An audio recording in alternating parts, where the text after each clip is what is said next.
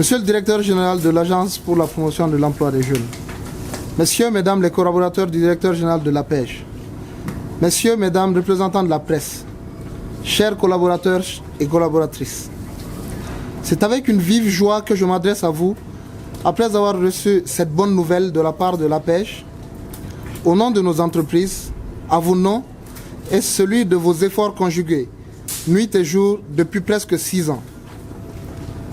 Après mes études d'ingénierie industrielle, remplies d'enthousiasme, je me lançais à la quête de réponses, de solutions aux problèmes que je voyais mon peuple vivre tous les jours. Il ne m'a pas fallu longtemps avec les statistiques pour comprendre que l'un des plus urgents d'entre eux était de trouver les moyens qui permettront à nos populations d'avoir encore dans leur bourse un peu d'argent après avoir mangé et après s'être soigné. Oulouma Industrie a vu le jour partant de ce constat. Et ce fut une longue route, pleine de jours heureux et difficiles, jusqu'à aujourd'hui. Nous avons traversé des vents forts, des tempêtes effroyables, rencontré des difficultés énormes. Mais nous nous réjouissons aujourd'hui d'être la seule entreprise au Mali proposant du poulet aux populations à partir de 300 francs CFA. Oui, vous avez bien entendu. Les populations parviennent à acheter et manger du poulet avec 300 francs avec la grande gamme de produits Oulouma que nous offrons. Ce ne fut pas une tâche facile, mais en 5 ans, nous sommes arrivés à rendre la viande de poulet et les œufs accessibles à toutes les bourses, toutes les familles maliennes. Notre prochain défi est de propulser la création de mini-chaînes de valeur autour de nos usines en milieu rural et urbain, qui permettra à nos clients non seulement de manger nos produits, de les consommer à bas prix, mais d'intégrer la chaîne de valeur en tant que producteur, vendeur ou transporteur de l'un des multiples produits inclus dans cette dernière.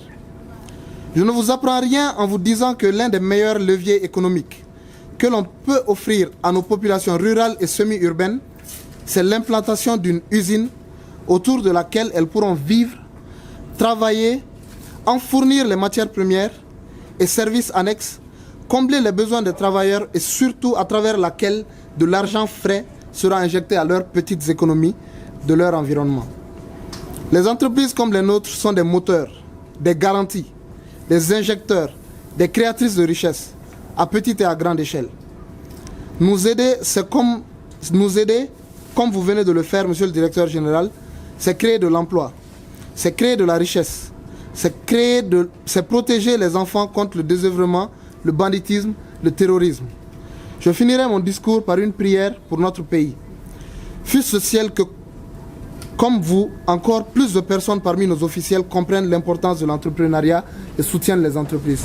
Merci de votre venue. Je vais essayer d'aller rapidement là-dessus. En fait, nous, quand on a commencé l'entrepreneuriat, c'était d'abord dans le domaine de l'aviculture. On s'est intéressé à l'aviculture pour un but bien précis. Nous, ici, au Mali, on a de grandes difficultés à nous nourrir. C'est-à-dire que ce n'est pas les populations urbaines. Quand je parle, je ne parle pas de Bamako, je parle des 20 millions de Maliens. Quand on regarde les statistiques du pourcentage de notre revenu qu'on dépense dans l'alimentation, est très important. Souvent, avec plus de 100%, les gens ne parviennent pas à se nourrir. Donc, on s'est d'abord intéressé à l'alimentation. Que faire pour que ça puisse baisser le coût de l'alimentation? Donc, on a créé cette entreprise avec laquelle nous parvenons à proposer du poulet à partir de 300 francs CFA. Les gens qui ont dans leur bourse seulement 400, 500, 600 francs CFA parviennent à acheter du poulet chez nous. Nous avons trouvé que vous avez beaucoup d'initiatives et nous avons vu un certain nombre d'activités qui se développent au niveau de votre entreprise. Nous avons vu ce que vous faites au niveau de la transformation, au niveau de l'aviculture. Nous avons vu ce que vous faites par rapport au développement technologique, au développement des feux. Nous avons vu ce que vous faites aussi, où on peut parler de l'artisanat et même de l'environnement, parce que vous développez des poubelles, on peut dire écologiques.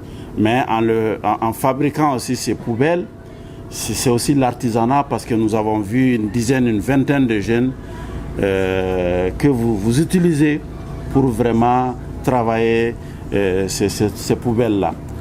Donc aujourd'hui, c'est de revenir pour vous dire que vous êtes sur la bonne voie Mais l'APEJ aussi, dans ses missions, a la mission d'appui conseil. Vous savez, il y a l'appui financier, mais il y a l'appui non financier. L'appui non financier, c'est le service de développement d'entreprise. Tout le monde dira, nous sommes une entreprise, nous avons besoin d'argent.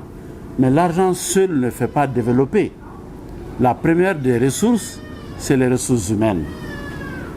Ça, c'est extrêmement important. Et certainement que votre entreprise, vous créée depuis près de 5 ans, est dans une phase de lancement, mais sur le point d'entamer votre développement, mais qui coïncide quand même avec des périodes très difficiles. Mais malgré tout, vous essayez de résister. Donc, en termes de conseils, tout début est difficile. Ne vous attendez pas à la facilité.